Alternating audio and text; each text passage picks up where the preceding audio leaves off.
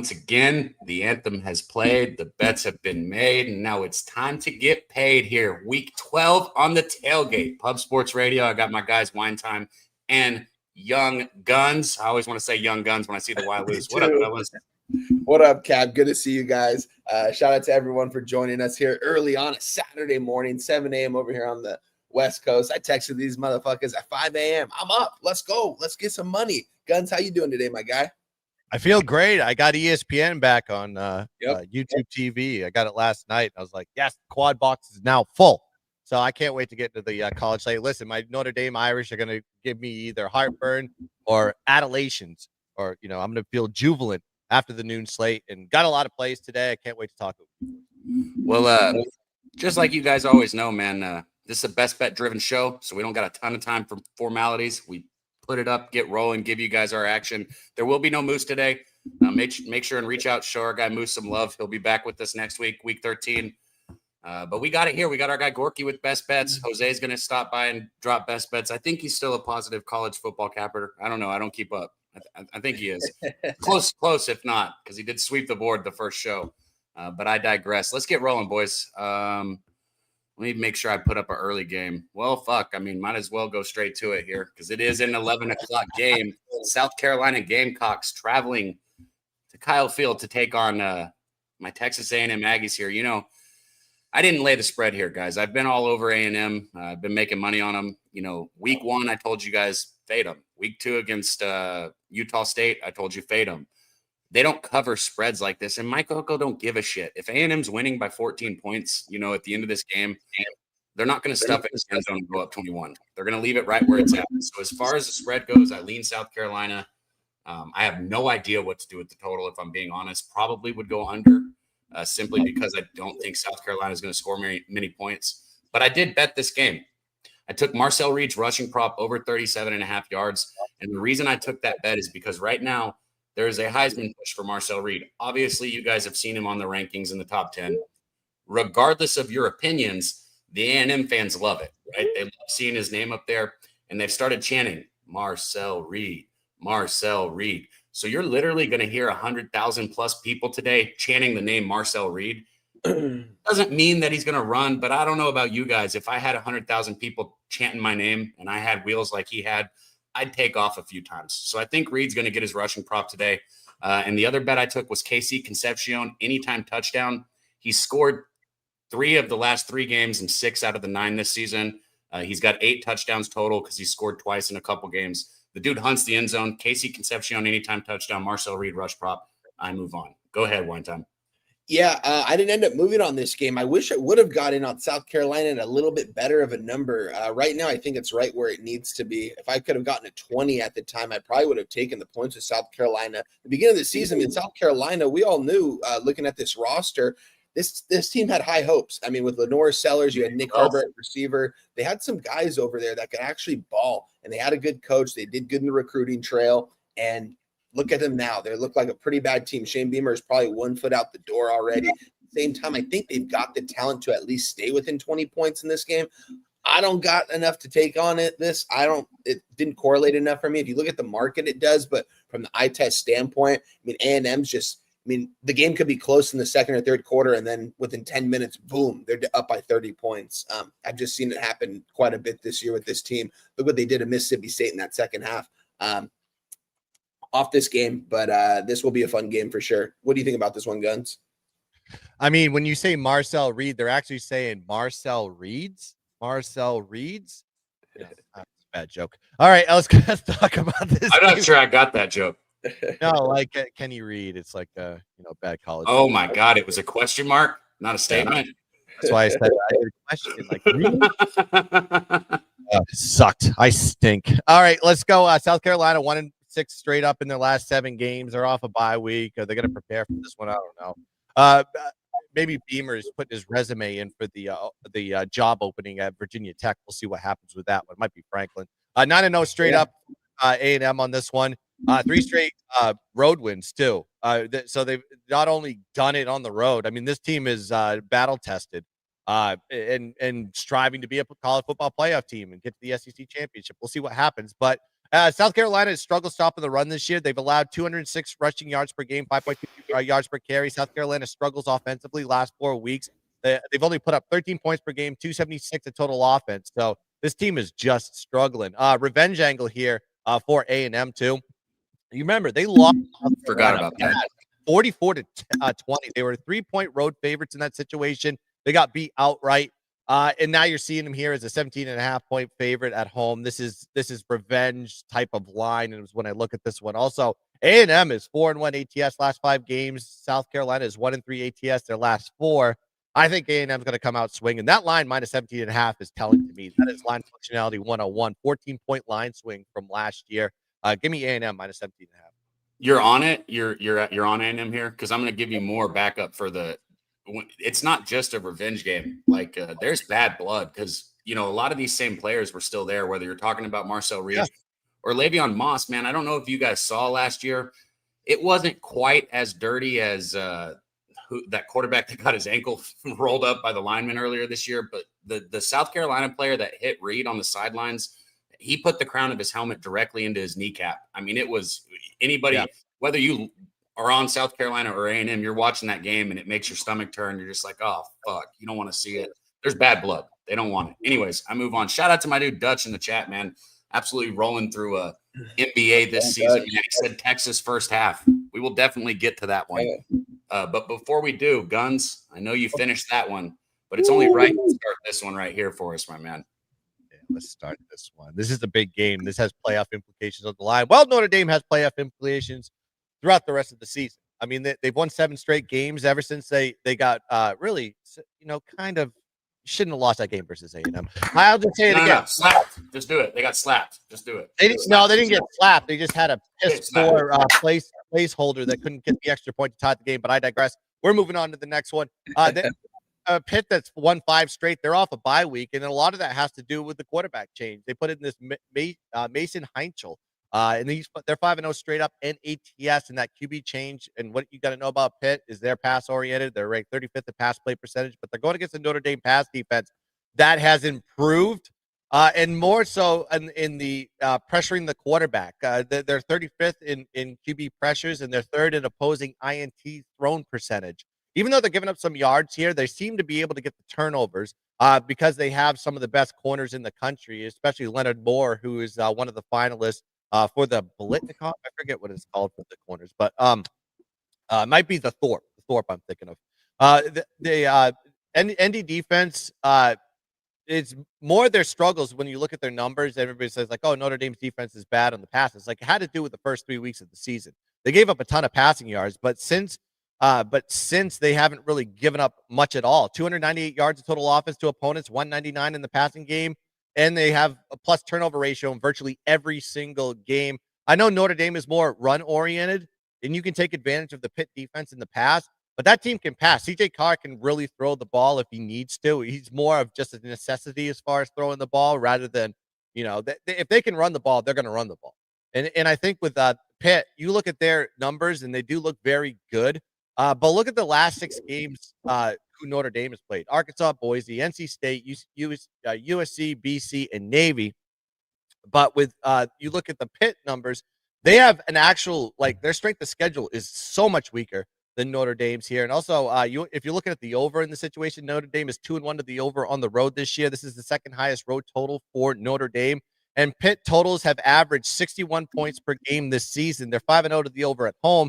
And this is the 2nd highest total in all of Pitt's totals this year. So I think, leaning towards the overside. If you're leaning towards the overside, it's going to be more of a Notre Dame side. It should be telling that Notre Dame is a double-digit favorite versus a ranked opponent. That's all I'll say about that one. Notre Dame minus 12.5, and the over is the way I play this one. One time, I'll let you roll next, but before we do, let me hit the chat real quick, man, because we get going so fast, and I like to give you guys a chance to get in here, man. But I see a lot of the regulars and a lot of new names as well. Mo Harris, good to see you, my dude. Wager Detective, Noel, Chris Warren, man.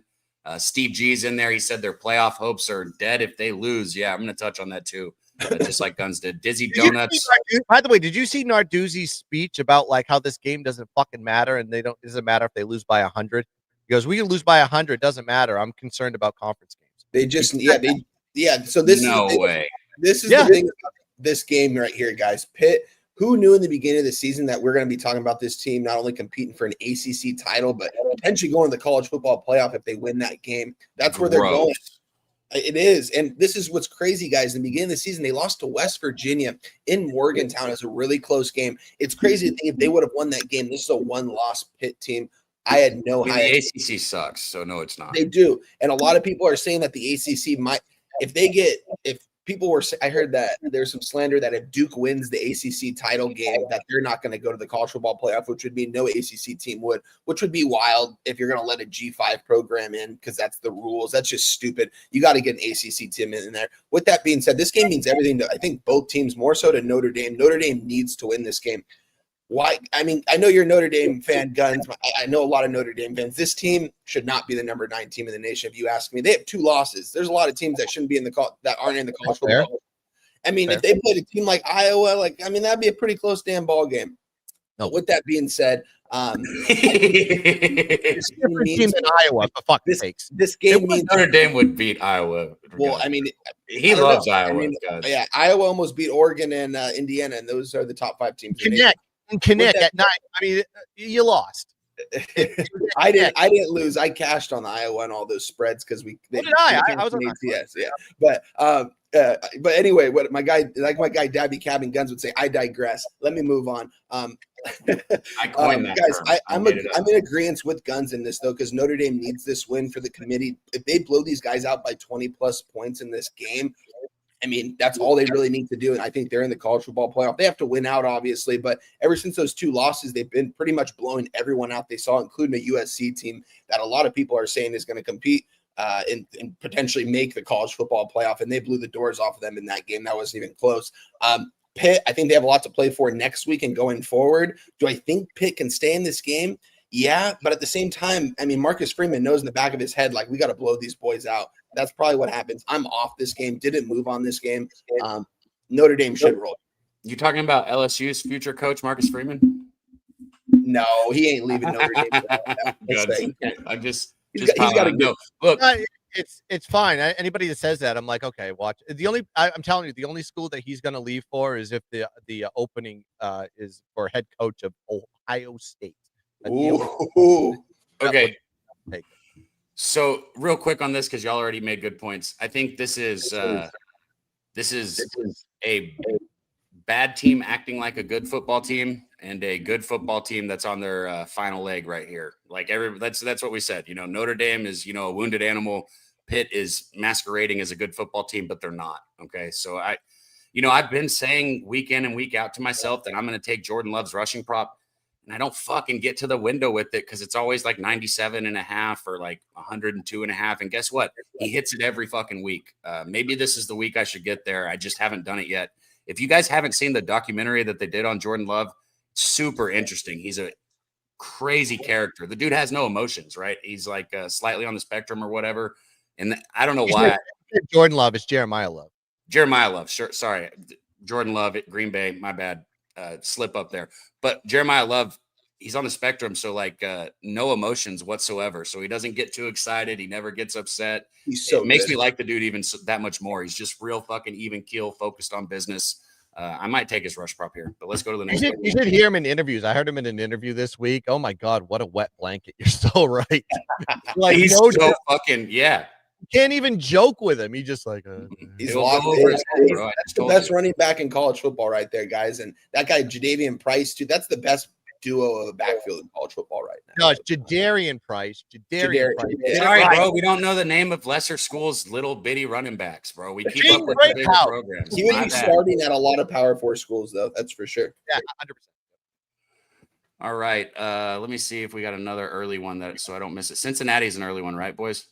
Yeah. Well, quick shout out to our guy, the Gorkle. Gorky's hanging out backstage. He's going to be joining us here shortly. $2 dono, guys. Hey, guys, donos help the channel a ton. Gifting a Public Sports Radio membership helps us a ton. I know Gorky wants to see me take a shot, so that's what I'm going to do here for a $2 dono. Shout out to you guys. Love you guys. We miss you, but we're going to still make that money today. Read that comment. Don't spit your drink out. Jordan Love spectrum today.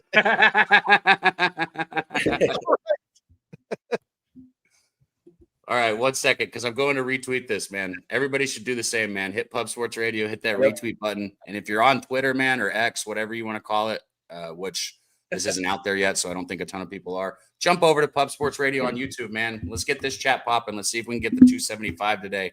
And right on cue, wine time, right there, Kristen rolling through with the 5 Pub Sports Radio memberships. You did the same thing last week, Kristen. Thank you.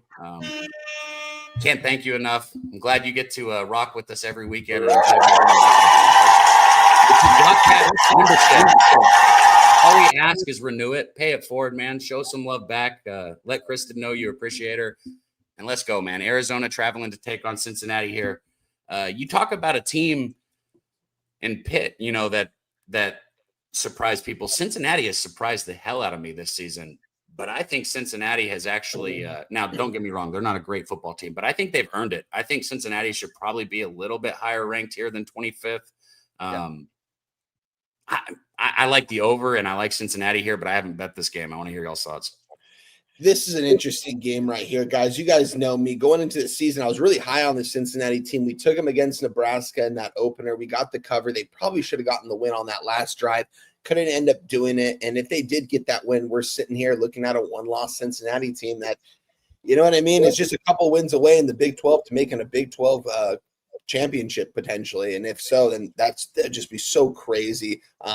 Everything that Scatterfield's been doing for this program. Cincinnati, it's hard to win here, guys. And the fact that they made the move to the Big 12 and Power 4 conference a couple years back, I don't know. I like the Cincinnati team. They're rolling right now. Arizona, on the other hand, I mean, Brett Brennan, you can't say enough good things about this guy. Jed Fish, everyone's like, oh, he turned Arizona around in 2 years. I mean, what's this guy doing right now? I mean, he's doing exactly what Jed Fish is doing, and Jed Fish is losing over in Washington right now with that talent that he has. I don't want Jed Fish at UCLA. He's the odds-on favorite to be our next head coach. I don't want him there. But let's just get back to this game.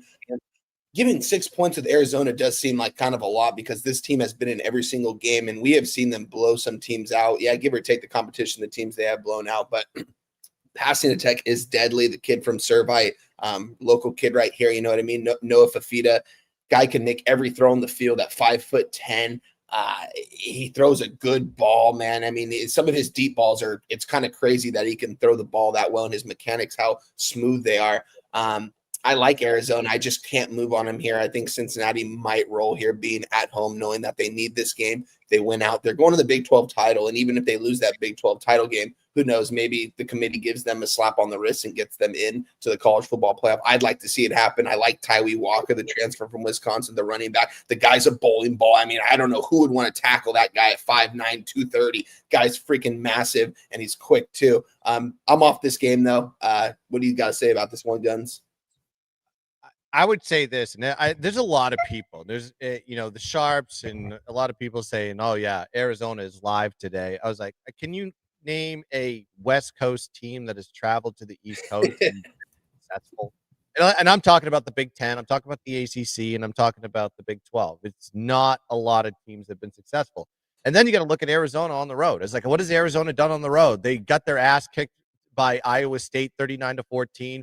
They went to Houston. They lost to Houston 31-28. Their one road win was against Colorado. Colorado, quite frankly, is going back to that bad 1-2 win team that they were because they lost Travis Hunter and they lost Shedeur Sanders. And all of a sudden, there's nobody that can actually play football there.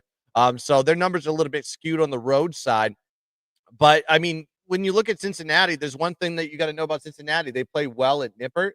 And they're playing off a loss. They got crushed to Utah. Going on the road at Utah is very tough. Everybody always gets crushed by Utah on the road, 45-14. So they have a little bit of bounce back there. However, I think with the spread, I understand what people are saying validity-wise as far as seeing this short line with Arizona. Cincinnati has a big game next week in Nippert. They got to play BYU. So maybe there is a look ahead there. There's a lot of arguments on both sides on this one. Probably lean towards the total. If you're going into Nippert, you're going to be taking it over. That's probably the way I would play this one, is just expect points. And then maybe it is a 3-point game at the end of the day. Who knows? But like that's what I'm looking at is, okay, you say Arizona is a live dog on the road. I'm like, well, they suck on the road. That's all I know. So anyways, yeah, I lean towards the over. That's it. Cab, we got our guy backstage here, and he's chomping at the bit, Cab. He's back there throwing the football around. He's ready to go take the field right now for the teams he's about to talk about. So let's bring on our next guest, guys. Without further ado, comes on every single Saturday. He's been coming on every single Saturday dating back to last year. Comes on, unloads a clip on him. Daby Cab, you got the intro ready to go? Let's bring on our guy, Kong's Clips.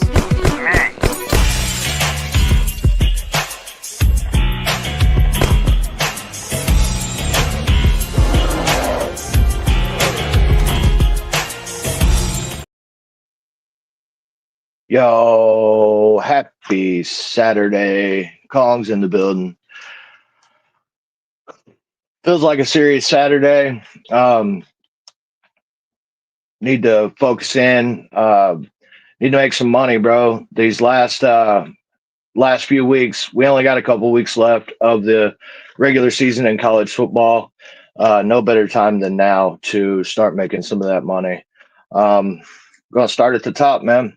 Texas Tech, back on them again. This has been my team this year. I've made a lot of money with this team, and I plan to continue to do so. Texas Tech first quarter, -6.5, playing UCF. I think this is a blowout. It is a triple up spot. Texas Tech first quarter, -6.5, -130. Texas Tech first half, -13.5 at -114.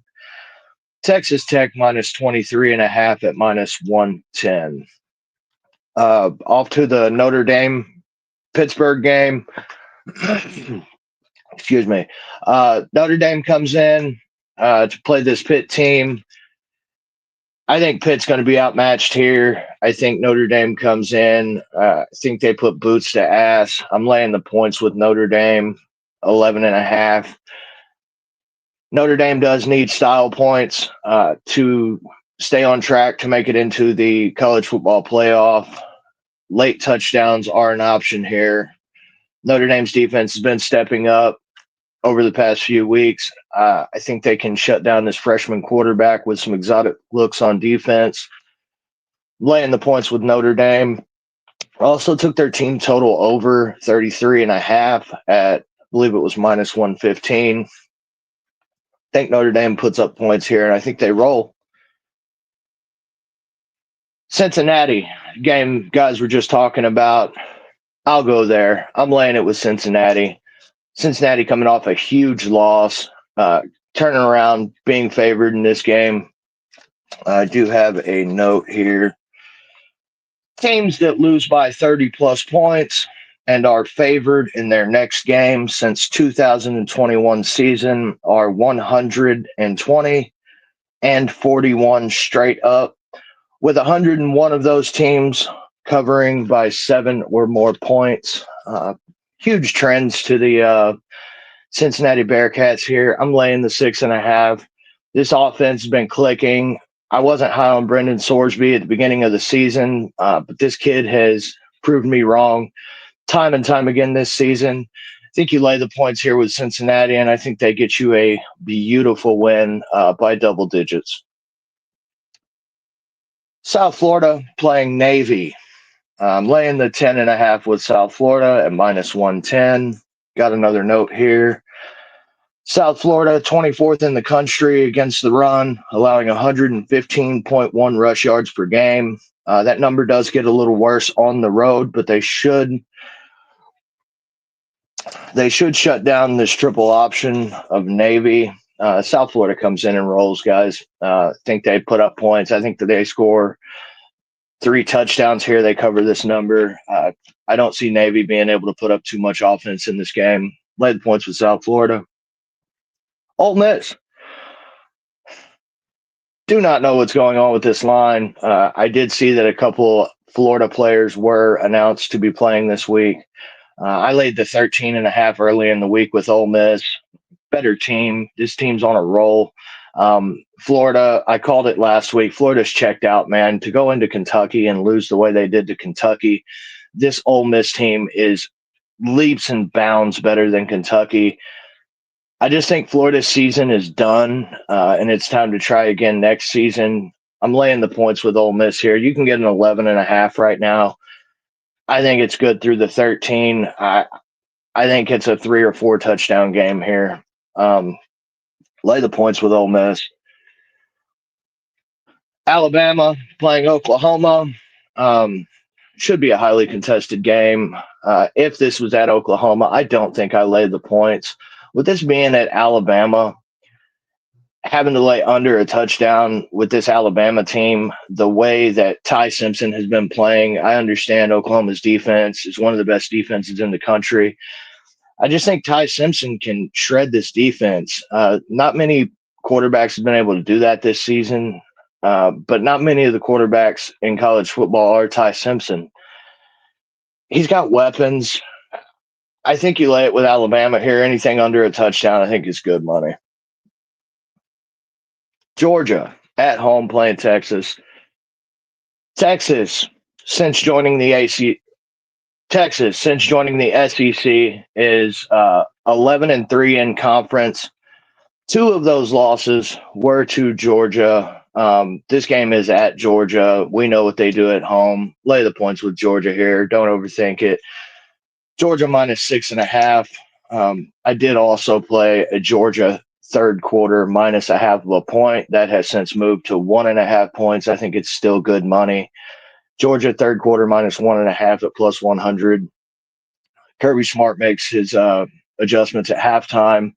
Sarkisian seems to make the wrong adjustments at halftime. I think you play on the narrative, you play on the coaching staffs, and you lay the points full game and in the third quarter. 2-unit parlay this week. I am going to post a plus money prop on my X account, and there is also more bets on my X account. There will be a plus money prop posted before games kick off. 2-unit parlay this week. Texas Tech minus 20.5. Notre Dame minus 6.5.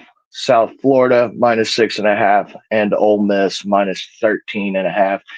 Get you plus 465. That's how we're rocking. Got a couple of weeks left of college football. Stay tuned. We're going to keep making money in this thing. Appreciate you guys for having me. Everybody go hit the like button, share it with a friend. Love you, Kong. I'm out.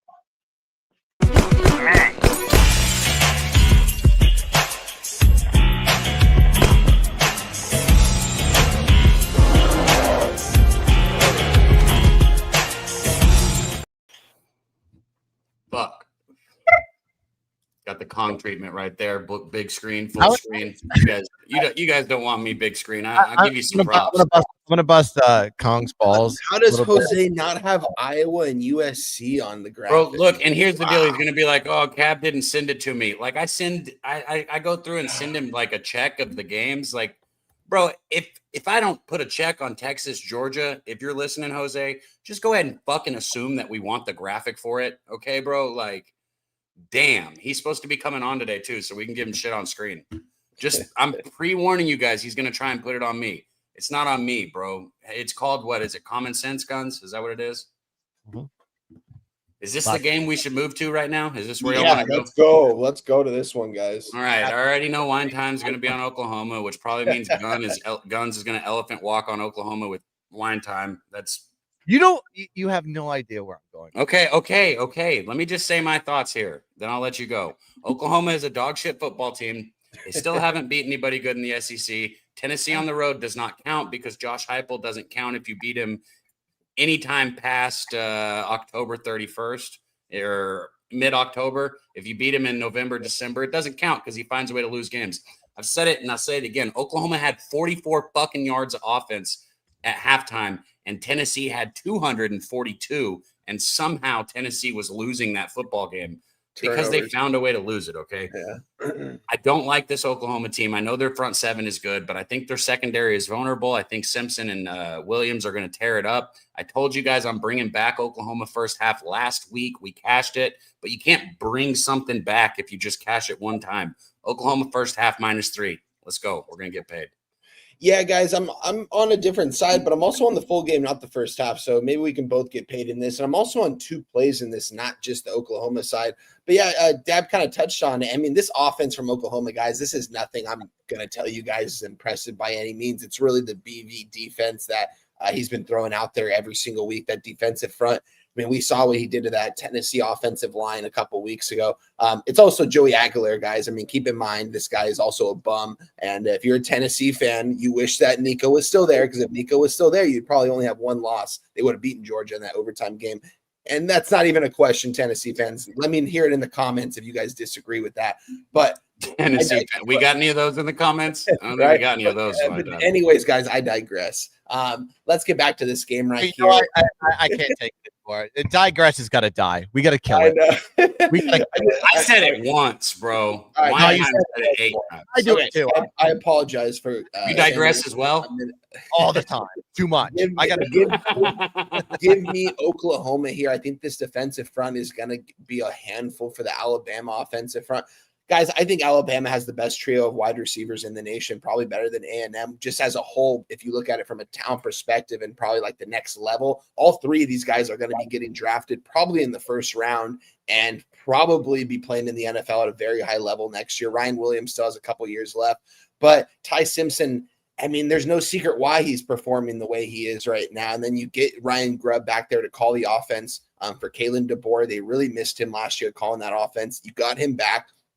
I like everything they're doing. It's the run attack, guys. Jam Miller, Jam who? I mean, this guy's not doing nothing. This guy's going to be betting sports here in a couple years because he ain't going to the next level at this point right now, guys. It's kind of crazy to see. This run attack is usually very impressive. We see from Alabama. And if you're going to go out there and be one-dimensional, I don't even think Oklahoma is going to have to load the box to stop the run because that defensive front's going to do their end.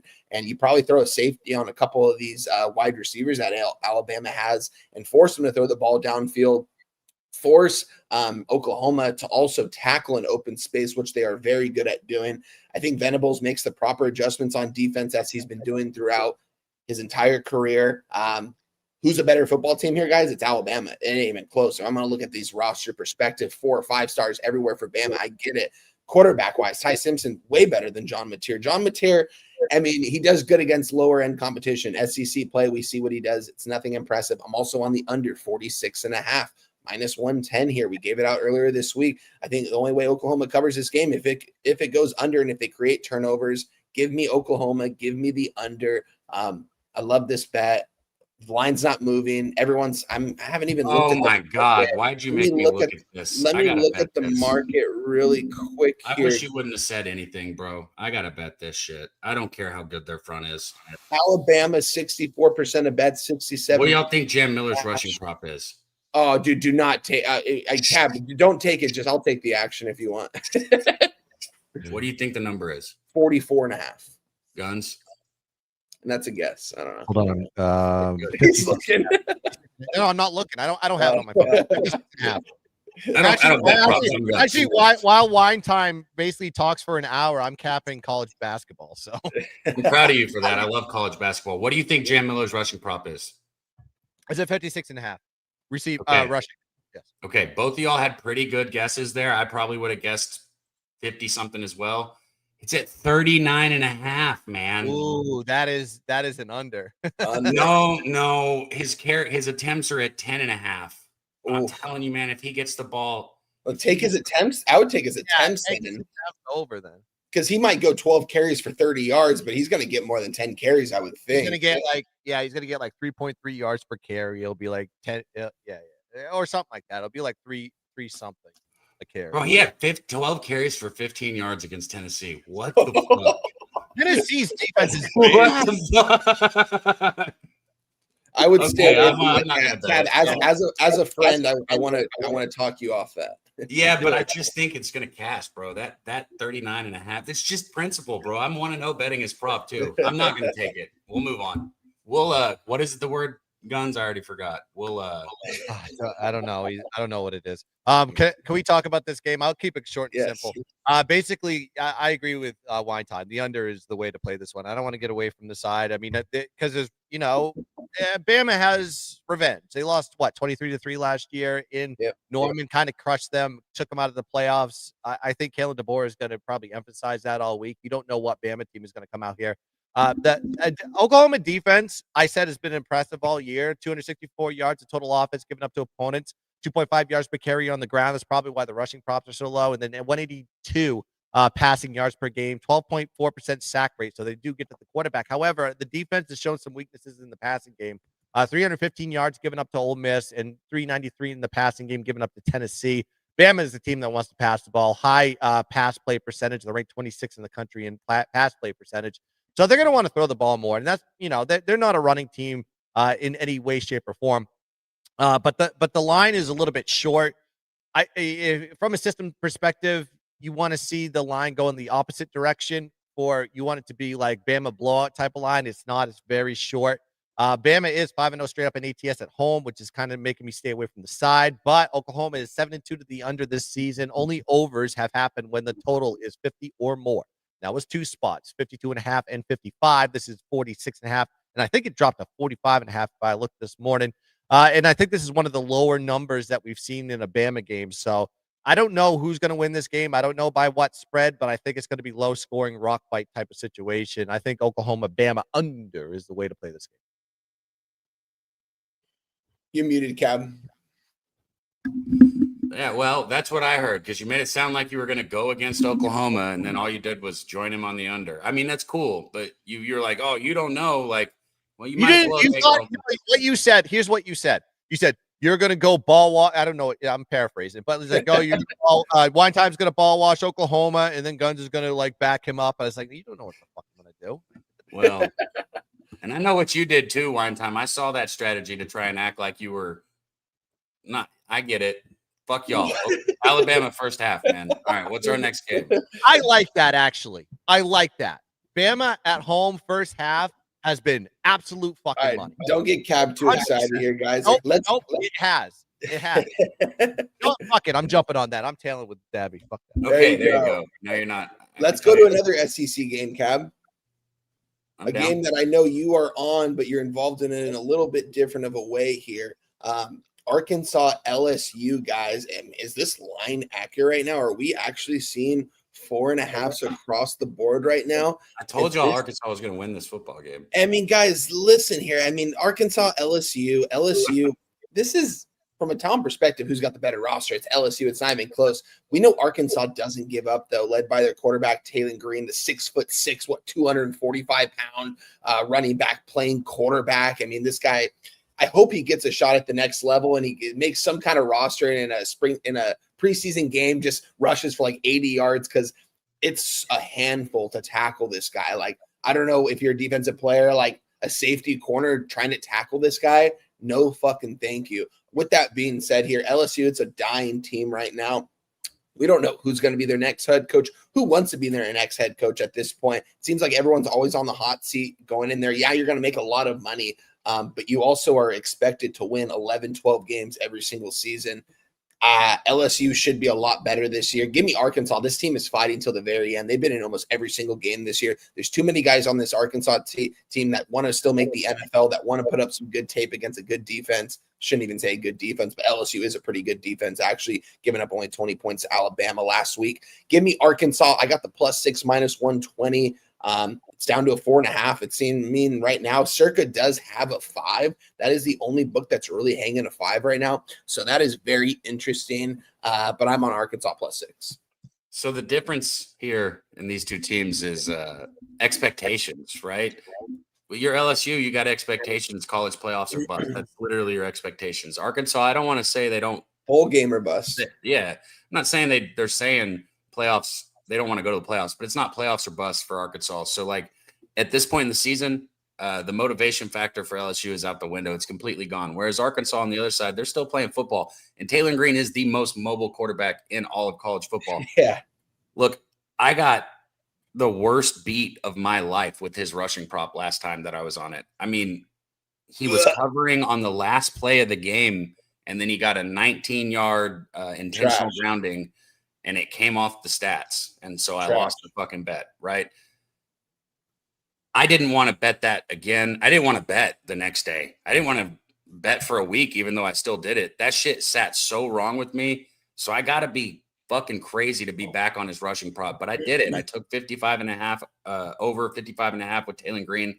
Look, in 2 years, I'm 7-3 betting that prop. So regardless of how hard it kicked me in the nuts, and regardless of what happens today, it's been profitable for me. And LSU has shown that they are vulnerable to a mobile quarterback. Okay. So if LSU is vulnerable to a mobile quarterback, what happens is they give up points. And when LSU gives up points, they get out of the football game. If their defense is left on the field in a close game, they'll play.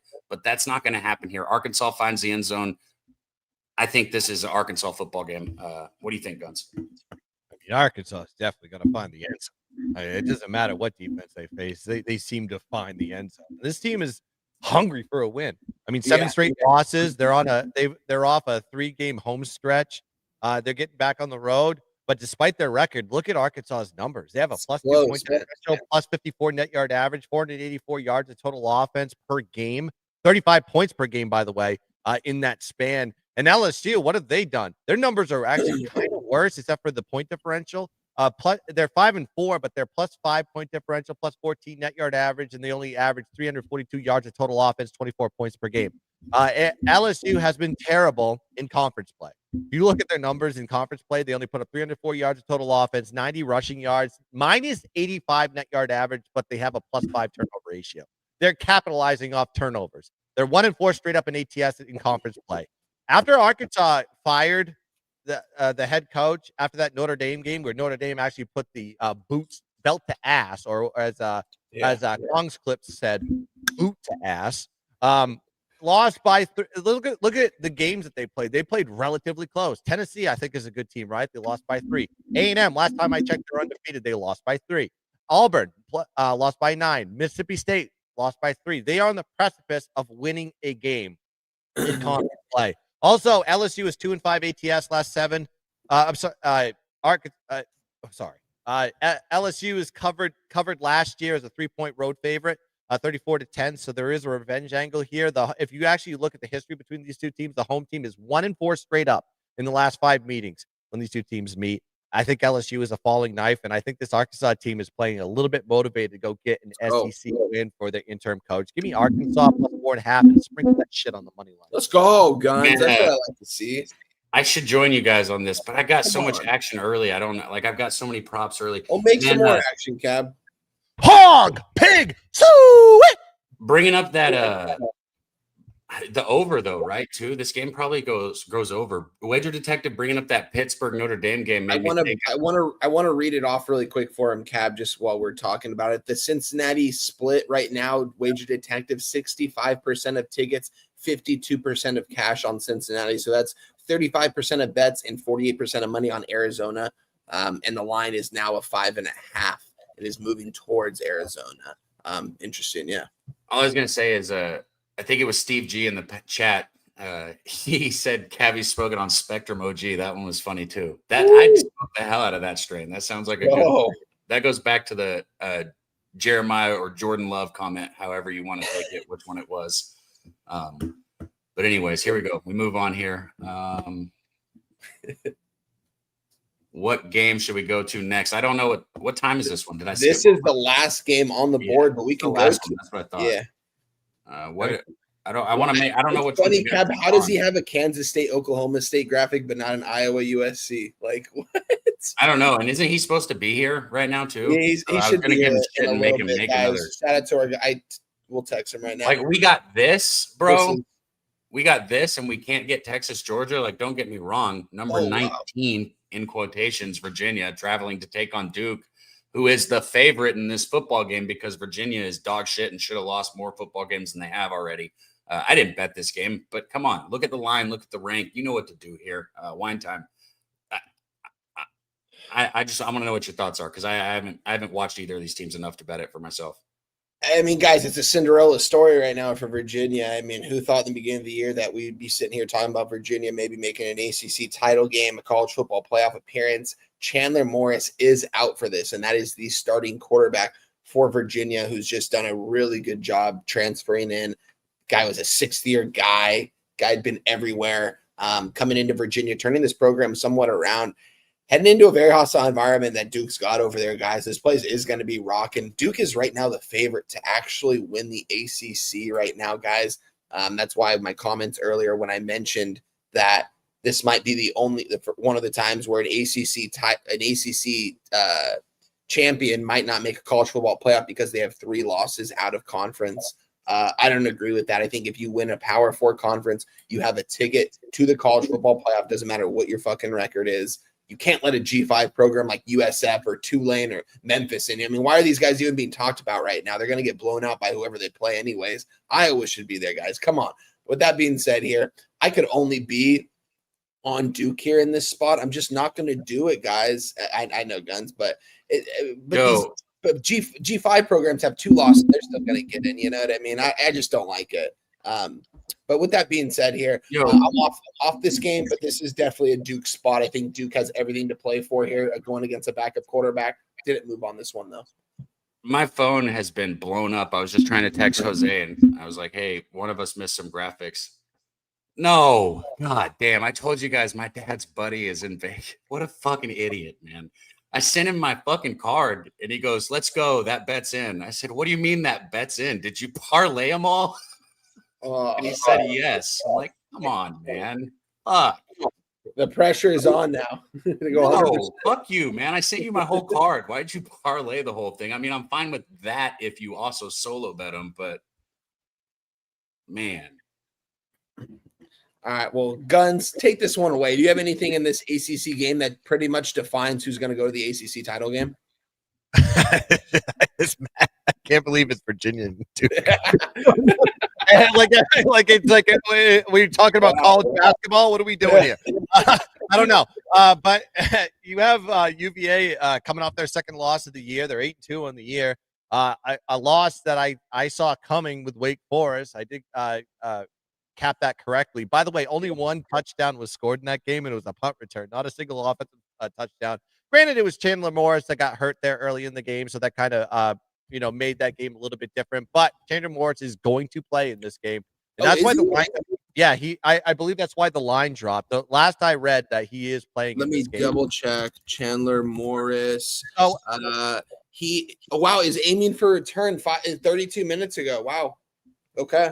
And that line did drop yesterday. It was like I think 5.5, and then it dropped a little bit lower. So I would say take caution if you're going to be taking Duke, because when I saw that line, you have a ranked dog playing an unranked favorite. You would normally take the ranked favorite. I think in this case, it is a different story. A lot of people did hammer Duke early, thinking that Chandler Morris was going to play. Now he's back. What I like about this one is I think we're going to see a lot of points in this one, because Duke has an explosive offense, 452 yards of total offense, 4.7 on the rush, 313 through the air, 69% pass completion rate. The UVA defense has done well in their last 5 weeks, only giving up 286 of total offense. But look who they played, some lower tier teams. Washington State, UNC, Cal, Wake Forest. I mean, these teams don't really have the most high-octane offenses in the world. I mean, I know Duke is 1-8 straight up in ATS versus UVA dating back to 2015, and the home team is 7-2 ATS in the last 9. But Duke has only had 3 home games in that span, so keep that in mind. UVA is 1-3 ATS in the last 4 games, 5-0 to the under in their last 5. But this is one of the highest totals that we've seen since I think week 5 or week 6 when UVA was on an over streak. So I think it's going to go right back to where UVA was before. I think the offense had a little bit of an upstep. I know they put up 456 yards of total offense versus Cal on the road too, and they kind of struggled against UNC, but UNC's defense is better. But I think Duke's defense is so bad, they're going to be able to score, and Duke is going to be able to score. That's the beauty of Duke, is like no matter how bad their defense is, they seem to keep up with you in the points. So I think there's going to be points. Give me the over in this game. Man, can you guys believe, Guns? I was just thinking, listening to that fucking beautiful job capping right there. I was just thinking, can you believe it's week 12 of the second year of doing this, man? I love capping with you guys on screen and in the chat, man. Favorite group right here. Favorite day on Saturdays. Y'all are my favorite part of the weekend. I'm not kidding. Jose just popped backstage. Jose, if you're coming on, we'd love to have you on. But also, I don't know how hard it is to do a Texas Georgia graphic. And which one did you want? One time, Iowa, USC. Iowa, USC. I did text them. Yeah. If you can do those, that would be superb, and you're the man. And my bad if I didn't send them to you. Yeah, I'll take the blame. Fuck it. I'll take the blame. You don't just assume we want fucking 2 of the graphics for the biggest games. It's my fault. My bad. Shout out to everybody in the chat. What's the next one we're going to roll to? Y'all want to do this Florida Ole Miss one, or Did y'all have action on this one? I do not have action in it, but I agree with Kong. Old Miss. No reason for us to spend time on it if we don't have action, though. We keep it rolling. Let's go to. Do you guys have anything to say about Michigan Northwestern? I mean, what a bad, ugly football game by two bad football teams. Take that, Big Show. Well, shout out to Jose because he came in, he did the damn thing, he made the damn graphics. Let's go to our guy, Texas, Georgia, right here. Daby Cab, take this one away. You're the SEC man right here. You love this conference. Take it away. I mean, look, I guess I can get dubbed in it because I have a lot of bets in it, but usually win my bets in it. So that's why I like it so much. Texas here, traveling, to Athens to take on Georgia on the road. And the spread, was 7 or 6, went 6.5 when it opened. And it's come down to 5.5. And I get it. Excuse me. I was the first one on Texas against Vanderbilt. I got a 2.5, so I cashed my bet. And I said, this is the game right here that puts Texas back in the storyline. Even though they tried to lose to Mississippi State, even though they, lost to Ohio State, even though they've looked like shit, they lost to Florida, they've barely beat Kentucky. I mean, what is this resume that they put together? Even though they've looked terrible, they're going to beat Vanderbilt, and they're going to get back in the playoff picture. They're going to be back in the top, 10. Everybody's going to be saying, oh, maybe Archie Manning's figured it out. Well, now here's the point in the season where we're going to again see the real Texas football team. Georgia's going to put belt to ass to them this week. In 2 weeks from now, A&M's going to be an underdog against Texas, and they're going to go into Austin, and they're going to smack that ass, okay? Texas is losing 2 more football games this year, starting right here with Georgia. I got the dogs at -6. I don't care if it's -5.5 now. I still like it. Yeah, I didn't end up moving on this game, guys. I mean, from a market, I can't believe this is a 4.5 now.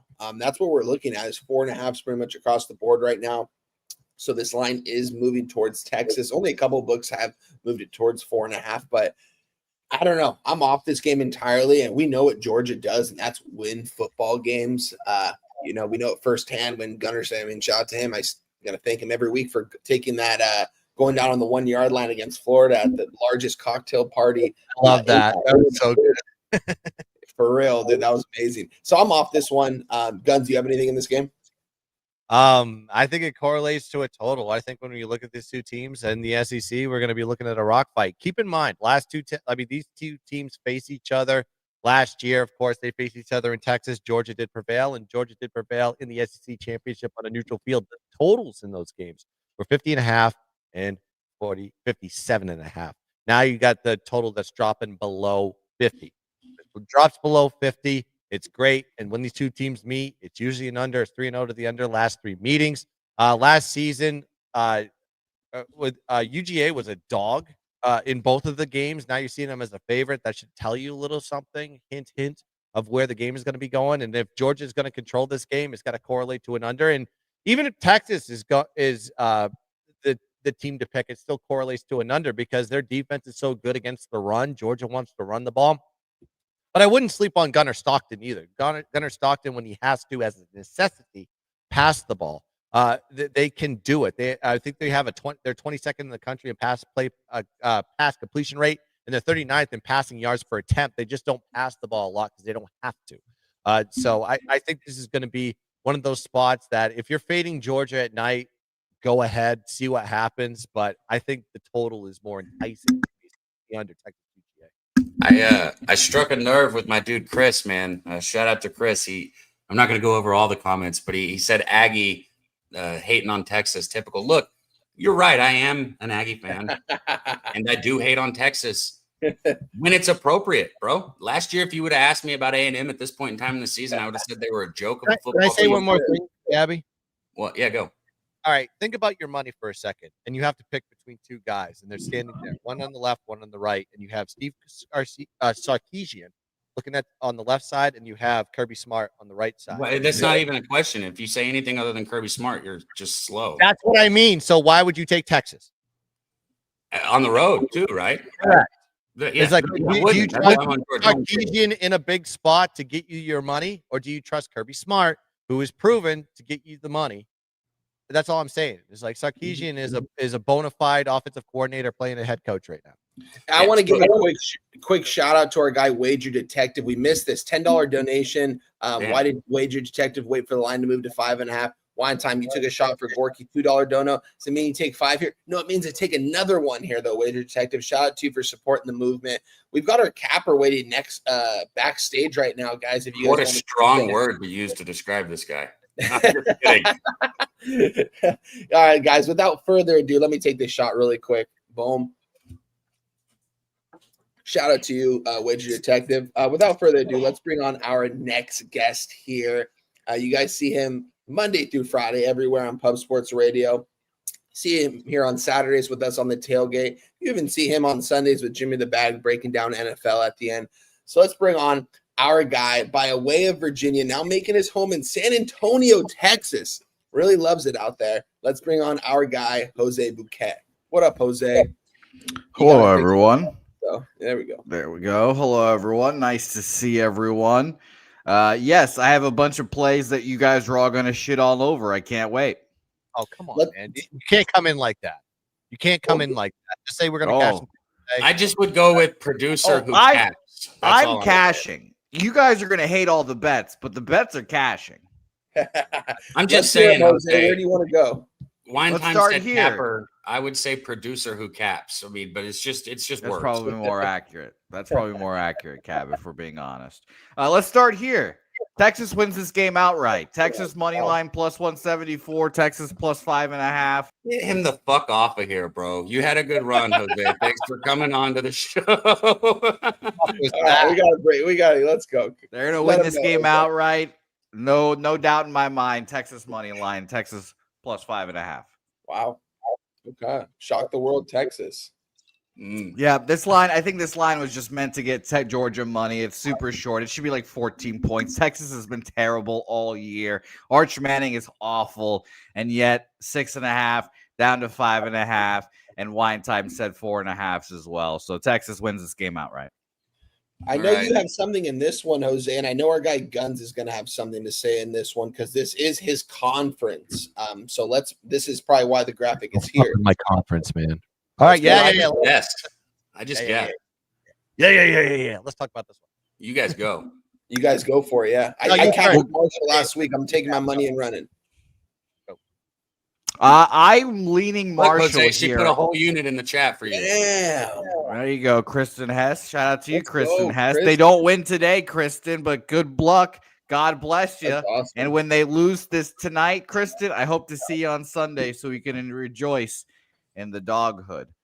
So shout out to you, Kristen. Yeah, all the money and bets are on Marshall in this game. The lines shot up their way, and I wanted to lean Marshall. Guns, this is your conference, so what do you think? All right. I actually did write a blog about this one, and I gave it as a free pick. Go check that out on Twitter. You can click on this blog. But basically, I'm not looking at the side. I'm looking at the total because both defenses are absolutely dog shit. You have Georgia State that is ranked 136 in the country in opposing points per game. They give up 43.1 points per game. But Marshall gives up 36 points per game. They're ranked 123rd in the country. Marshall can actually score, though. They're 25th in the country in offensive scoring, putting up 32.3 points per game. And Georgia State, while giving up a lot on the defensive side, you look at the last 4 weeks, this offense is actually putting up points. They put up 26 points per game. Marshall is also 4-0 to the over on the road. And this is the highest total of the year for Marshall, an over team, right? Then Georgia State is 4-0 to the over in the last 4 games, but this is the highest total for Georgia State this year that they've ever seen. So, yes, both these teams are going to score points. I don't know who the fuck is going to win this one, but I hope Georgia State does. Give me Marshall and Georgia State over the total. Yeah, guys, I was on Marshall last week, and I think this is a perfect spot for Georgia State to probably take advantage here. I mean, it was an emotional cover for Marshall last week at home. It was the anniversary of the crash. That's why we were on them. They play with a lot of heart out there. They forced some turnovers from James Madison when they were about to score. It was a really – if you guys watch that game, like, go watch the highlights. Like they were playing for something bigger in that game. That game means everything to this program, and they really went out there and gave it their all. It wasn't enough to get the win, but that 13.5 I need Marshall to lose the rest of their games so I could hit I call it the Charles Huff parlay, which is the Southern Miss over and the Marshall under. Under. That's cool. That's funny. Shout out to Dizzy Donuts. He's on Iowa, so it took me off USC. I do want to talk about that game still. Do you have anything in that one, Jose, or should we go to a different game? Wasn't he supposed to talk about this one? Me, No, I already yeah, said. right? Yeah, I did. Yeah. I got it. I was Another trying to Not chat, my bad. listening here. Man, I was yeah, trying to can interact with the chat. Okay, it's not as easy as people think doing the whole producing and This one, talking at this the one, same time. Jose. I know what you're on in this. I haven't bet anything in this game. This I is know what 6.5 Jose's on in there. Duke. 6.5 minus, and now it's 3.5 Duke. Yeah, So the quarterback. in my I guess head, now. Chandler Morse is playing. That's why. The quarterback for Virginia should be playing now. He was ruled out. yeah. I Questionable. mean, I think that Duke is the side, but I'm not. I don't have the big balls to do it here. How about we go to a game that you guys passed over like it was fucking garbage? Probably You is. guys thought this game was hot ass, and it's Tell in me. America's second oldest baseball stadium. Oh yeah, Wrigley let's Field. do it. Hell yeah. Let's go. Michigan, Northwestern here. Michigan He's right. takes off their belt and just open hand slaps Northwestern in the mouth I here. guess he did. Northwestern is not going to show up in this game. The offense scores less than 10 points. Michigan minus 10.5 in this game for me. Currently, cannot believe that this is the case right now. But let me tell you guys what the bet percentages is on this game. We have Michigan's gonna win this 63% of the 21-10. bets. 63% of the bets, 59% of the money on Northwestern in this game here. Public dog was higher earlier yesterday. Line has moved towards Michigan. Just give me 31-7 Michigan here. Shout Yeah. out to Brian Polk, man.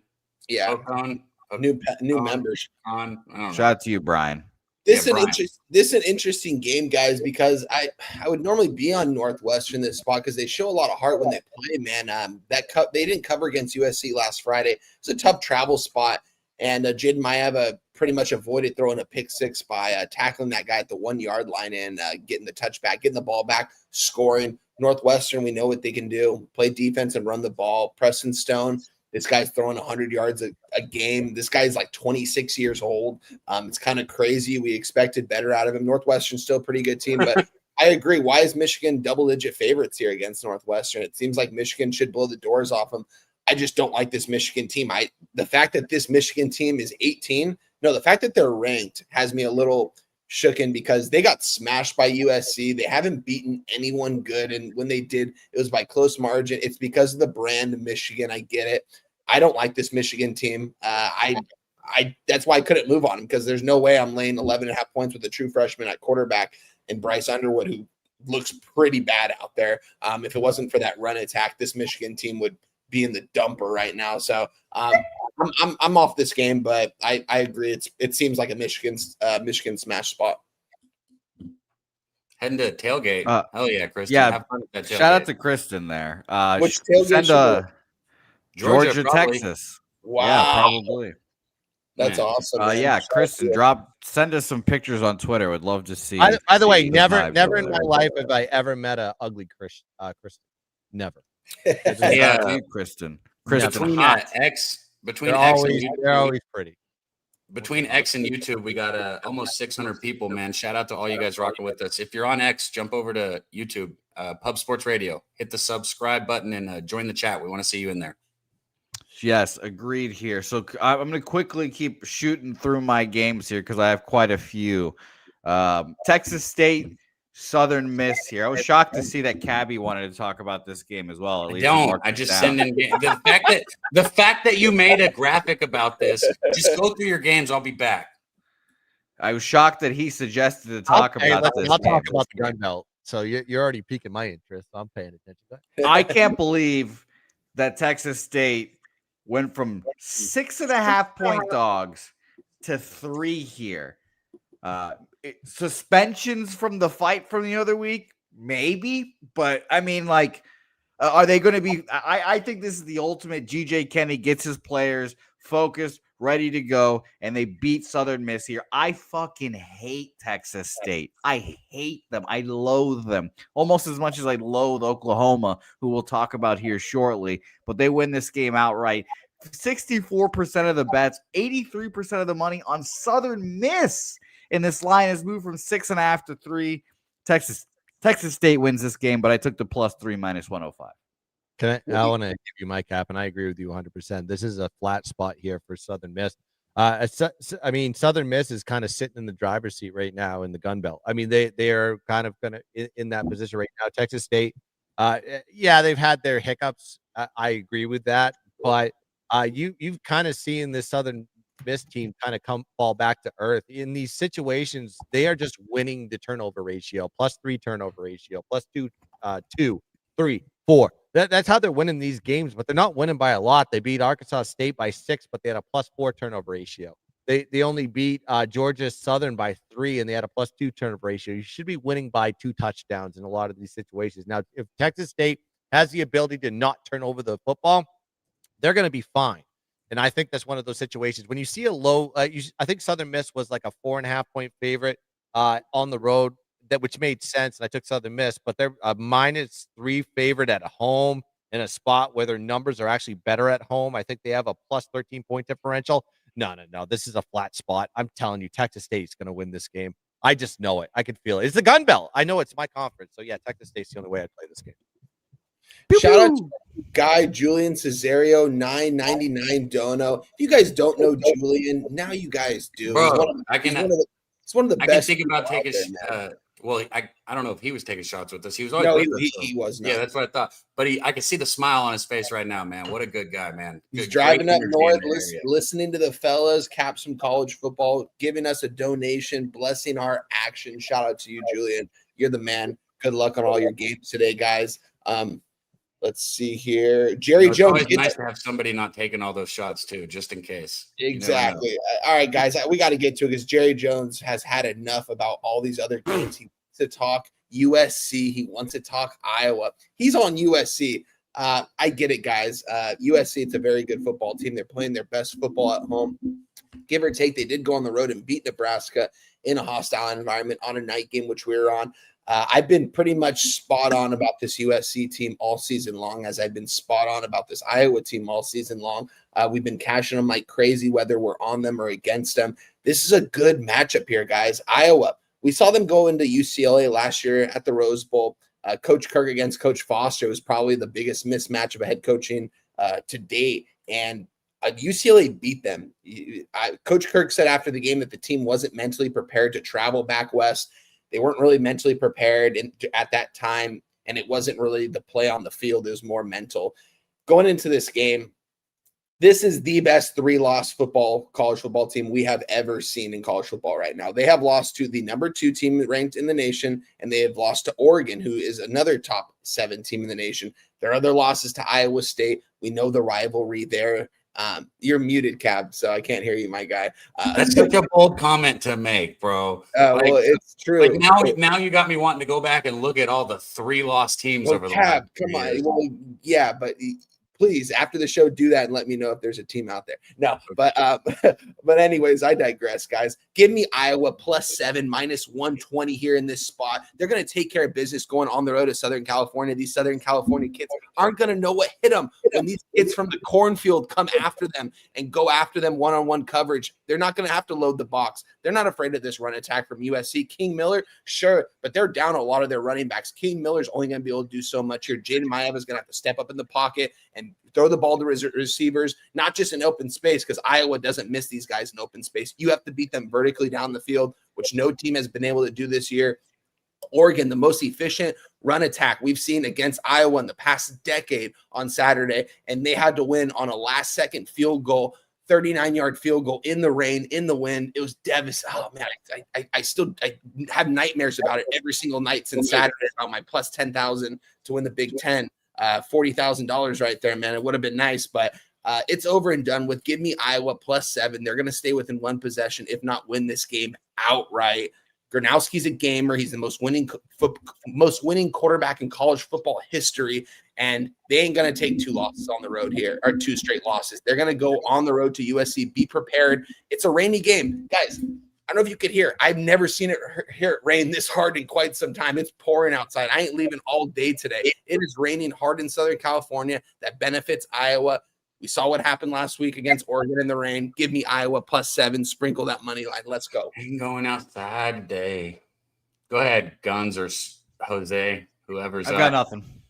I'll give you my take. I just want to double check on the total of this game. Just want to make sure that, when you talk about rain, everybody says like, oh yeah, rain is a total under. I go, no, rain is not an under. Wind is an under. Yeah. And what I'm seeing right now is I'm seeing the line pretty much stick to what it was before the weather report came out. You're seeing 48.5 and 49 still on the board. That's kind of where it opened. So I'm like the over in this game. And taking an over in Iowa is it's dangerous. But guess what? As like you got to look at the overs here with Iowa. You go look at the overs and unders as like it's anywhere between 34 and 45 is usually the typical Iowa total. But in this case, it's the highest total that they've had all year. You're seeing 48.5 and 49, which kind of correlates to a USC spot. Now, do I think they're going to cover the spread? I have no clue because USC's defense is terrible. We've seen it before. Northwestern actually put up some rushing yards on them. And what does Iowa like to do? They love to run the ball. They're 14th in the country in pass and rush play percentage. You actually look at the teams that actually put some yards on them in the rushing game for USC. USC gave up 7 yards per carry versus Notre Dame. Granted, Notre Dame playing with some athletes there in the running game, but they gave up 4.7 yards per carry to Nebraska, and they gave up 5.2 yards per carry to Northwestern. Now, like I said, it could be a one-possession game, could be a two-possession game because USC's offense is explosive. And with Iowa on the road, this is going to be the best road offense that they faced all year. And coming off that big Oregon game where they played their ass off and still got the loss, they had a 3 to 4 game stretch. I think this is their first road game in like 5 weeks, and they got to go travel to the West Coast. Like I said, when every time that these East Coast teams or these West Coast teams travel time zones, I'm going to fade that team all day long. And I've seen Iowa in the Coliseum before. I've seen them in the Rose Bowl. And guess what Iowa does? They get their dick kicked in. And I'm going to be, it's like I'm leaning towards USC, but I like that over more. If you like USC, you like the over. So give me over the total here with Iowa and USC. You muted, Cab. You're still muted, Cab. I just made a joke about how you like dick kicking, and when Gunn said it, that's all. All right, what's the next game that you got, Jose? It's fair. Let's go to Nunez talking about Tuscaloosa, Alabama. Let's go to Oklahoma, Alabama. Dude, I swear to God, Jose. Let's do it. Let's do it, Cab. You're going back to it? Let's he's gonna go say right that back he's to on it, fucking Cab. Oklahoma and just sound dumb. So go ahead. I'm not. I'm proud of you, Guns. I'm proud of you. Well, Cab, you on can hate Oklahoma, me. and so is Jose. I'm also on the Oklahoma Sooners, who I fucking can't stand. Their campus is ugly. Everything about their school is ugly. Their stupid schooner falls over all the time because they're fucking dumb and they go too fast. John Mateer sucks as a quarterback. Came back too early against Texas. Got his shit pushed in, and then is now finally healthy. Alabama, good team. Been kind of skirting along. But the more important thing is 64% of the bets, 67% of the money on Alabama here. Line has gone from 7 to 6 here, I believe. Let me double check for us here. This morning or this earlier this week, 7 down to 6.5, down to a flat 6 here. Alabama loses this game outright. Nunya and all of his friends in the tailgate go home sad, and the Oklahoma Sooners, unfortunately, get the dub here. I'm betting. You want to? I'll give you plus 2 stake. You can have 2 stakes to my 1. Let's bet. Let's have a stake bet. If Oklahoma wins, you get 2 stakes. If Alabama wins, you owe me 1. Okay, I'll buy you and. But what kind of let's Cab? Make sure you clarify what stakes we're talking about here. What kind of yes? stakes? Thank you. No flank steak. No. Whoa!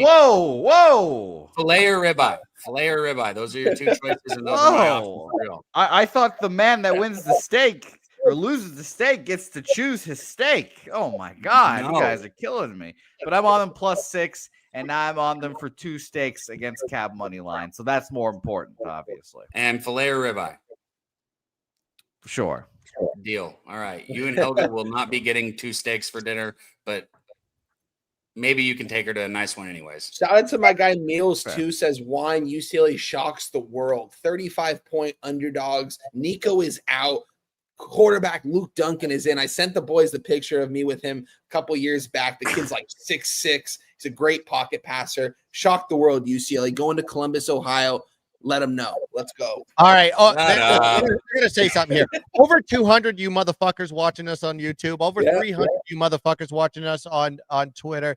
All you have to do is hit the like button, guys. We give this information for the little price of $0.00. All you have to do is hit the like button. That's all we ask.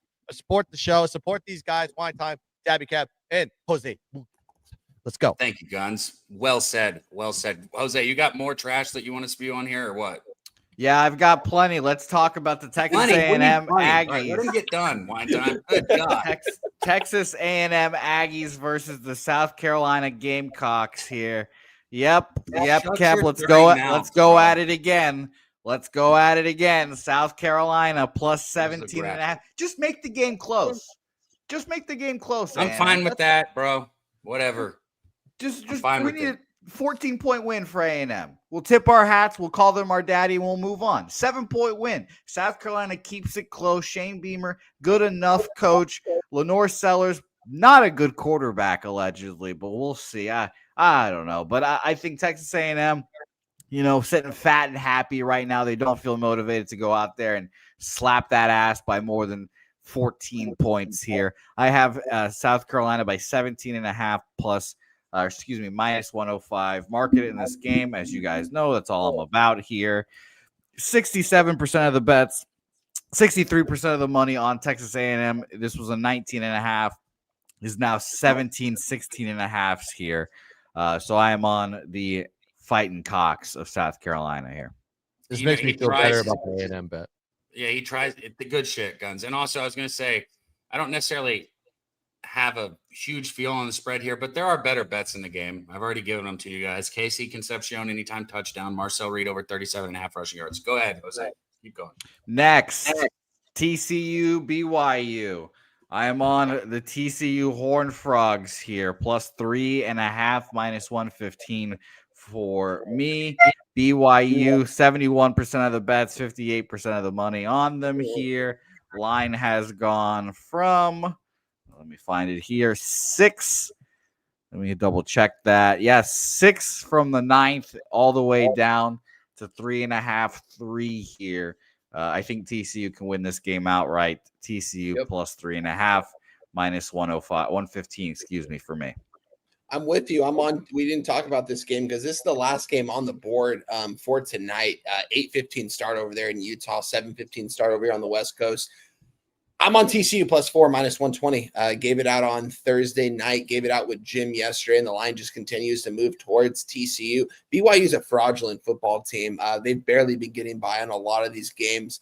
There's a reason why they're not being talked about even making the college football at this playoff, because they pretty much have to win out and win their games convincingly to get there and win the Big 12 title, which I don't think is going to happen when they get there.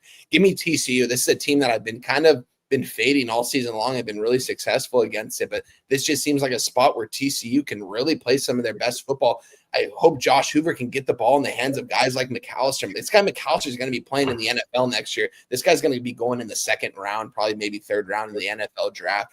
This guy's ultra talented. You got Joseph Manjack, the manliest wide receiver in all of college football. The guy goes out there and catches everything with no gloves. Guy's just incredible out there.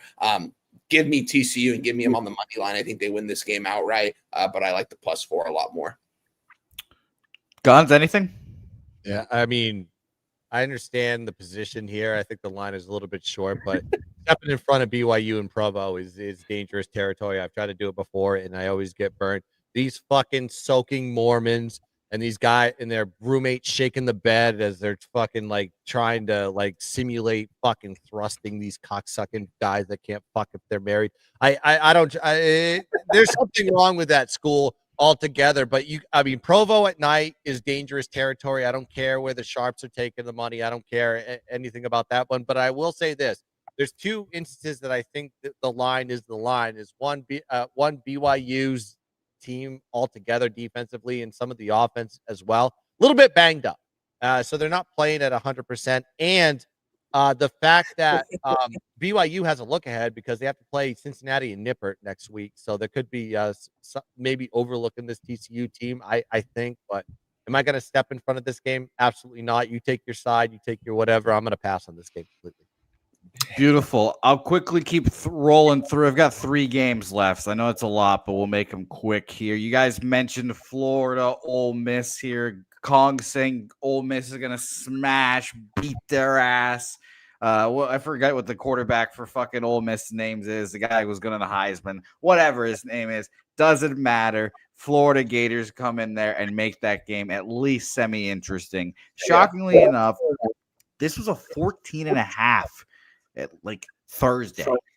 And then Friday morning, I wake up, I see this at 11. I'm like, oh my God. So I think the line movement is very interesting. And as always, we'll go back to where the money in the market is here. We have currently 83% of the bet, 63% of the money on Ole Miss here. So, all right. Thank you, Swiss Trinidad Chambliss. But I'm on Florida here, plus 11.5, whether it be TJ Lagway or whoever the fuck it is. But Florida plus 11.5 for me here. Anything for you guys in this one? I know you guys mentioned it quickly. Nothing for me in this. I would only be on Florida, but I'm not going to do it. I've made enough money back in Florida this year on the spread. They've been a cash cow all season long. I've been betting them ATS in certain spots at home. I'm off this one, though. All right, beautiful. We'll keep rolling along here. 2 more left. Arkansas, LSU. Another game where we talked about that one. I considered moving on Arkansas money line here because of the line movement here, but I'm on Arkansas plus 5.5, minus 110 here. Another one, 50% of the bets each way, 54% of the money on LSU. So Arkansas loves starting to come in, but line moving down as well there. So give me Arkansas plus 4.5. And lastly, so I can get up out of here for you guys, Baylor plus 8.5 is on my card here as well. With you. Another market spot here. I think we talked about this game as well, Mr. Wine Time. Five and a half. I'm sorry to stop you there, but how'd you get 5.5 on Arkansas? I haven't seen 5.5 out there. I bet it earlier in the week here. I bet it's on November 13th here, minus 110. Excuse me. Yep. Carry on. So I am on Baylor here. The play that I guess feel the least good about, because this line's starting to move up again here, came down to 7.5 here. 86% of the bets, 94% of the money on Utah here. Now we're seeing 8.5, 9.5. So a little worried about that one, but that's the last play I've got here, so I can get out of your guys' hair. Thank you for sharing your hard work, Jose. We appreciate it, my guy, joining us on a Saturday. What do you have planned the rest of the day? And let the people know where they can find you next week. Yeah, we'll be on the UFC live stream, talking as boldly and as brightly as I do about sports that I know nothing about there. They let you on that too? Yeah, I forced my way on there, Cab. Jose has tiers planned for his bad bets today. Mm-hmm, exactly. And steak. I want a ribeye, but I'll take filet as well. Okay. We'll talk about the New York strips that you'll owe me here later today. And Cab, I don't want to root you for want these a strip assholes. over a filet or a ribeye, bro? That's about as bad as your fucking football take. Cab, I would always be a flank steak guy. Cab. I said take, not takes. I was at least polite. Let me tell you, Cab, I'd rather have a flank steak, but apparently we get shunned around here. You can definitely have flank steak if that's what you want. If you win, get him off of here. No. But I hate Oklahoma. You make me root for them. Fuck them. Fuck Texas State. But they all get the win today. Good luck, lads. Shout out to you, Jose. Thanks for joining us, my guy here. I've shared all my action today. I don't know if there's anything else you guys want to talk about. I got to give to the people. Of course, I got to give everybody the gun belt. I gave a few gun belt takes, but let me give you my best gun belt play. Let's talk App State versus James Madison in Bridgeport Stadium in Harrisburg, Virginia. And yes, I love JMU. I love the Duke so much. I own a fucking Duke hat. I'm going to wear it right now because I'm going to be on JMU today because App State has lost 3 straight. You have JMU that is 8-1 and sitting in the driver's seat in the gun belt. JMU is dominating when they play at home. They have a plus 27 point differential, plus 281 net yard average, plus 1 turnover ratio. They're 4-1 straight up and 3-1 ATS at home this season. And what App State loves to do, and they need to do, is pass the ball. They're 6th in opposing pass completion percentage, 15th in opposing pass. I'm sorry, I got to read that wrong. 8th in pass play percentage, 5th in pass attempts per game and 16th in passing yards per game. But JMU has one of the better pass defenses in the country. 6th in opposing pass completion rate, 15th in opposing pass yards per game, and 7th in QB sack percentage. So they put pressure on the quarterback. App State is also 1-3 straight up this year on the road, and they've got some notable losses against some good teams. Southern Miss, they lost by 16. And Boise, they lost by 33. And I think JMU is better than both of those teams. This is also a 2x revenge spot here for JMU. JMU lost to App State 34-20 as 7.5-point road favorites last year. Now you're seeing them as a 21-point favorite. That is line correlation, line functionality that we love to see. And you also have a lower total than last year, but a bigger spread, which gives you an indication it's going to be lopsided. JMU is going to absolutely stomp App State in a 2x revenge spot. Give me JMU minus 21. That's the way I'm playing this one in the dumbbell. Let's go. I like it. Let's do a review. JMU minus 21, though. And that you said, is that your favorite gun belt spot today? Yes, absolutely. Hell yeah. Well, then maybe we do a parlay. We haven't done them in a while. We'll go JMU. For me, wait, were you guys on Texas? I'm not. Okay, we're gonna go Georgia then. I'm on Georgia money line. Yeah, Georgia Money line, JMU spread. I'm gonna go ahead and give you guys. Who do you guys think I'm gonna give you guys? Now you can do the 4.5 with Georgia. Fuck that. I'm doing the money line just to be safer. It's a parlay. I'll take the parlay. You're gonna do Iowa? Yeah. I'm going to do Iowa plus 7, guys. If you want to buy up to the 7.5, go for it. It's a parlay. That's what I'm going to do. I'm going to take the 7.5. It'll probably be minus 135, but I'm going to take JMU on spread, Georgia money line, and I'm going to take Iowa plus 7.5. I'm going to throw a little 100 on it, see what it pays out here shortly. I'm going to do that after the show. Like plus 350 or 400. Oh, yeah. It'll probably be plus 370. Yeah, around that, I would say. Yeah. As far as my action for today, guys, I'll go over it really quick here. We are on Iowa plus 7. We are on Oklahoma plus 6 and the under 46.5. We are also on Baylor plus 8. We didn't talk about that one. Jose did. We're also on the over in that one, over 60.5 minus 110. We are also on Arkansas plus 6, and we are on TCU plus 4. Let's keep this thing rocking and rolling, guys. Hopefully we have a good day today. It was a great show. Shout out to everyone in the chat that's been here with us. Guns, let the people know what you're on today. Yeah, I'm going to be on JMU minus 21. I'm also liking the Texas Georgia under, and the what's it? What I got to give you another side here. Hang on one second. Let's go with Arkansas plus 4.5. Those are my 3. Yep. Hell yeah. Let me recap mine. I got one that I'm going to pull up that I think I'm going to add here. I want to take Branch. I told myself last week I was going to look at him this week for Georgia, but I got to see what his number is. But before I go look at that for the ad, I got Marcel Reed over 37.5 minus 115. KC Concepcion anytime touchdown plus 100. Taylon Green over 55.5 rushing yards minus 114. Alabama first half minus 3 and Georgia full game minus 6. I'm going to pull up this prop really quick because if it's the right number, I'm going to bet it. 1 second. Where's Branch? Zachariah Branch. Anything? Oh, 62.5. Yeah, I'm taking it. I think he's got to have a big game against Texas today. 63.5 is the official number that I'm going to get here. So Zachariah Branch over 63.5 receiving yards. And that's it. That's my bets for the day, boys. Hell yeah. I like it. I'm trying to find this. What time's the JMU game go on, Guns? I think it's 3:30. I'm looking for that just so I can give you guys an exact number on this parlay that I'm going to take right now. Love it still, Chris. East Coast 3:30. Here we go. JMU minus 21. Georgia money line minus 190. Iowa plus 7.5. I'm going to throw $75 pays out $290. We're going to throw that on it right now. We're locked and loaded, guys. Let's go. I gave you my reason on why I like his rushing prop already, Chris. I could say it again, though. They're going to be chanting his name in the stadium today, man. They're going to have 100,000 plus people chanting Marcel Reed. I think he's going to take off a couple times. And 40 yards is one run for him if it's the right one. So And that line doesn't really give up sacks. A&M's offensive line does a good job protecting him. So, all right, let's get the Goracle up here, man. I wish I had his. We keep moving around these boxes for the intros. I'm not going to switch it to get over there, but let's get our guy up here, man.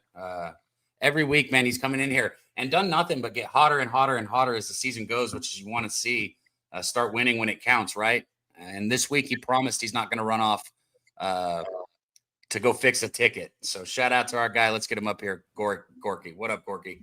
Hey, bro, I had to put glasses on after hearing all of Jose's takes go against everything that I have worked so hard on to get myself to believe in. So, God bless Stevie Wonder and everybody there. Best of luck to Jose, but I would rather go play a lottery ticket. God. Anyway, boys, today's locks of the week for me are Alabama, Utah, and let me see what the third one was. Georgia. Yes, Georgia. Hell yeah. Yeah. Let's party down, get the best number possible, and it's relatively going to be low, but that's why we are going to start the day with a banger. Cincinnati's going down. I feel like Fafita's the better quarterback. The defenses cancel each other out, and Arizona plays against the bias and comes out here and does the job for me. I wouldn't follow me on that, but that's one of my bets. So it is what it is. I'm going to also close out the night with a plus 127. BYU and SDSU, San Diego State University, against Boise. Boise's quarterback is out. SDSU's the play. BYU have everything to play for. I'm going to play them this week. I'm going to play them next week against Cincinnati again. Yes, I'm going to pick on Cincinnati. Three losses in a row. Come get it. If I get beat, I get beat.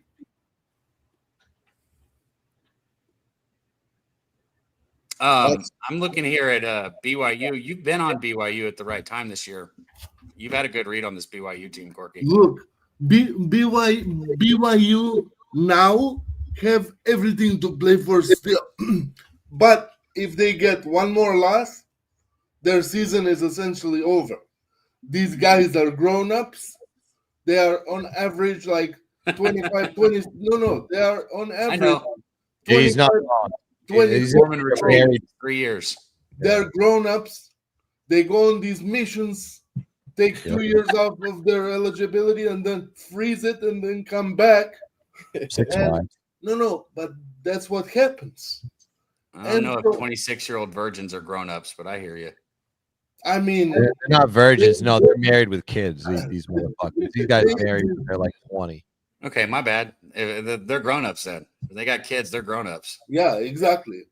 All right. Were there any other ones you want me to throw up, Gorky? And the other ones who are not married, they have blue ball syndrome, but that's okay. That's another topic for another day. Fight hard. No, Red we're Scott. gonna That's his we name. go, It's like boxers. we're gonna keep cashing, boys, and let's get it. Let's Did go. you have any other graphics you want me to throw up, Gorky? No, sir, I just talked about all my games. Okay. All right. Gotcha. So we got our best bets from Gorky. I'm good. What? I'm good. Say what you're going to say, Guns. Go ahead. I said you are not listening today. You just did that My with Jose. shit won't turn up any higher, bro. What? All right. Well, that seems like it's going to be week 12 of the tailgate, man. Shout out to the people that dropped the donos in the chat earlier. There were several of them. There were a bunch of new members in here today, man. We had up over 600 people between X and YouTube. I mean, it's just a blast being on screen, even though, we talk cash shit to each other. It's fun. It's all love. And what we care about is winning our bets. That's really all that matters. So thank you guys up here on screen. Thank you guys in the chat. We love y'all. Anybody got last words before I wrap this thing up? Guys, don't forget that our job is to beat the goddamn bookies, not each other, huh? So when we have different views, it's only to make each other better. Yeah, and just so you know, whenever you guys are on the opposite side of me, you're on the side of the bookies, not the right side. So you're just being the bookies. So that's why I beat up on you. Guns, tell them where they can find you, man. And I want everybody to make sure they go out there and show some love. Debbie, I have one more thing to say before my bird brain forgets. Go ahead. I'm gonna take Virginia money line at plus money, whatever I can get after the show. All right. Yeah, shout out to everybody in the chat. Shout out to everybody that is watching on X, everybody that's watching on YouTube. Just follow this show, The Tailgate. We do this every single Saturday at 10 a.m. East. Just hit the like button, get to the comment section, and support the boys. And just check me out, @Wylose_Guns on Instagram. I do lives all the time. Did one this morning, did one last night. And just support me there. Give me a follow. And jump into the comment section, jump in the DMs, ask me any questions you want. I do respond to those. And yeah, you can find me on Player Performance tomorrow on the Jay Cavalier channel, Sunday at 10:30 a.m. breaking down the NFL card. But I appreciate you guys. That's all.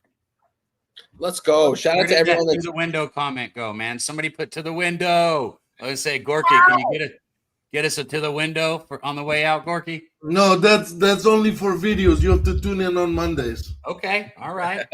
Line time. You get us out of here then. Say something. All right, guys. On you. Hey, shout out to everyone in the chat that's been joining us every single Saturday. Hit the like button on your way in, your way out. Watch the playback. Good luck on all your bets. Let's let you those bookmakers. Let's get fucking paid, guys. I'm ready. Let's go. We out.